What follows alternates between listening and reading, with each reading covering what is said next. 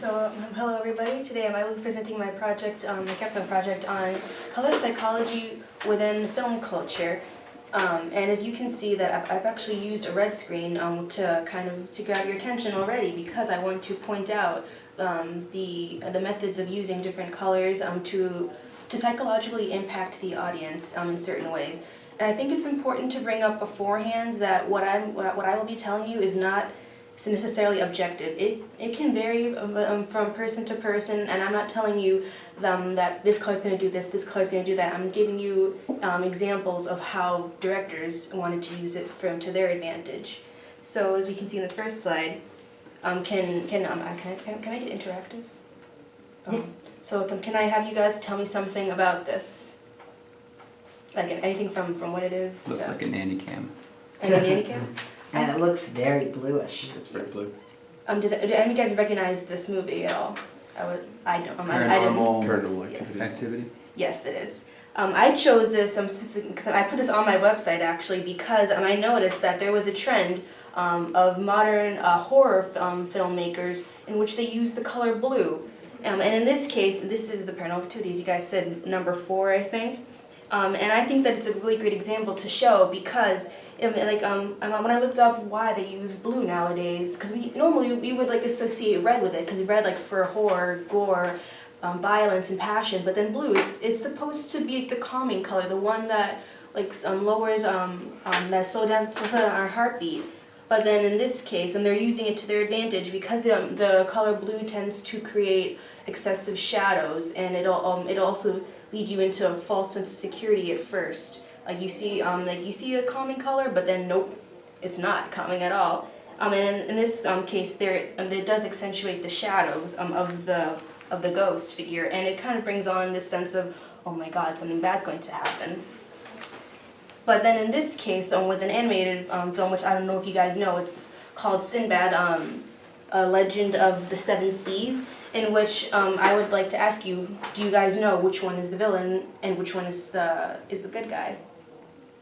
I'm going to guess the villain is the red and black because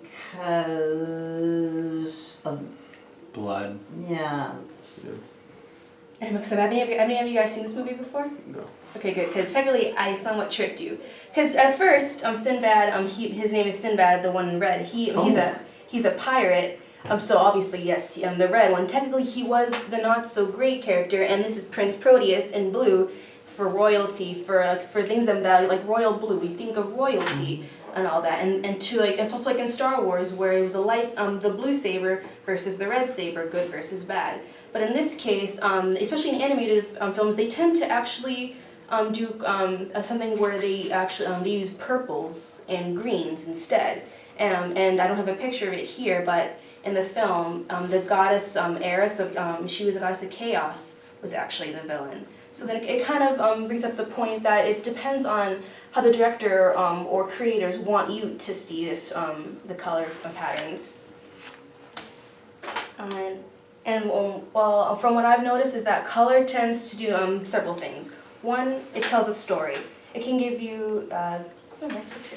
It can give you the location, the time period, like Wizard of Oz. It had a grainy start to it to mimic the Dust Bowl area, or the gray shades in industrial London, the movies that I really love in particular.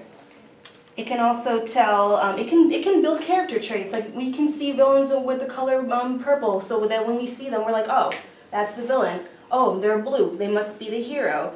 So that you can know ahead of time, and you can start trying to build up on that. And then it can also manipulate the audience's emotions or physical, psychological reactions. Like with horror movies, they use red, they use blue, they use green sometimes now with modern technology, and you can with the night vision cameras and all that. And they can also keep the audience's interest, because what filmmakers have noticed is that when a film is shot just like with the plain colors that it already had, the audience wasn't as engaged. They weren't as interested. They lost the thrill of it quite easily and quite quickly. But it's also to sometimes the directors use it to give you an insight to the truth. Like, because the actors can be saying one thing, but then they'll actually be meaning another. Like in Royal Tenenbaums, there was a character who wore a pink suit all the time. And you would think that you could be able to trust him, but then it's like, can you really trust a man in a pink suit? And as you can see, this is a chart of the eyes, it represents like the pathway that I'll be covering, which is taking in the physical form, like through our eyes, and then processing it using biochemical reactions, which then go into our brain as well as our heart, and leading to psychological reactions. And there's that little area in red, conveniently using color psychology, to highlight the area the visual cortex that we most normally use when processing vision. And I would like to end. I would like to end this by saying that why is it important? I believe that my capstone project is important to bring about the idea to educate, like especially younger generations who simply seem to watch movies for action and not really for deeper purposes. And then like when I ask people like why did you think that they use this color? They're like, oh, they used a different color? I didn't know they did that. Or like, oh, I asked why do you think that they used green in the Matrix? I don't know. That's what I normally get. And so I want to like open it up as a way to like urge people to think more deeply about this, because there's a reason that these directors do it. It's to capture our attention, to make the movie more meaningful. Actually, I used this a scene from The Giver in which Jonas, I believe, holds the apple.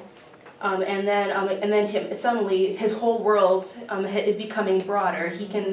It's like the apple of good knowledge in a world of black and white. Cool. Thank you. All right, thank you. Did we go over Nope. or were we right That on? was right on the money. How do Wow. I prevent my phone from going to black when I don't touch it? You have to change the go to sleep time on the settings. All right, let me do that. So Thaisha, Yes. so the Where's one just find as a the quick go to Q&A, sleep we can time? ask like one or two Oh. questions. Since So, settings, power probably, display so- settings maybe, no, I think it's power, battery. So I'm going to ask you this question Okay. as a question, like I'm in the audience. Okay. So Thaisha, are you talking about connotations of colors like red equals blank and yellow equals blank and purple equals blank? Well, I am. And when I first addressed this, I did mention that I can't tell you exactly what to feel. But I can Because tell it's a you. subjectivity. Yeah, it's subjectivity. But I can tell you that there is a generalized view of how audiences are expected to perceive this, or you can go based off of how the director or creator wants you to think of it based on patterns that they include. So how are we supposed to know that if we don't know about the director's ideas beforehand? I feel like it would be like reading literature. Like every book seems to be a little different. But usually you can't really understand most of it until you get to the end of the film. That's the thing, especially if you're not exactly aware of it. Like you'll notice things keep coming back up again and again and again. Or if that it seems to be like, wow.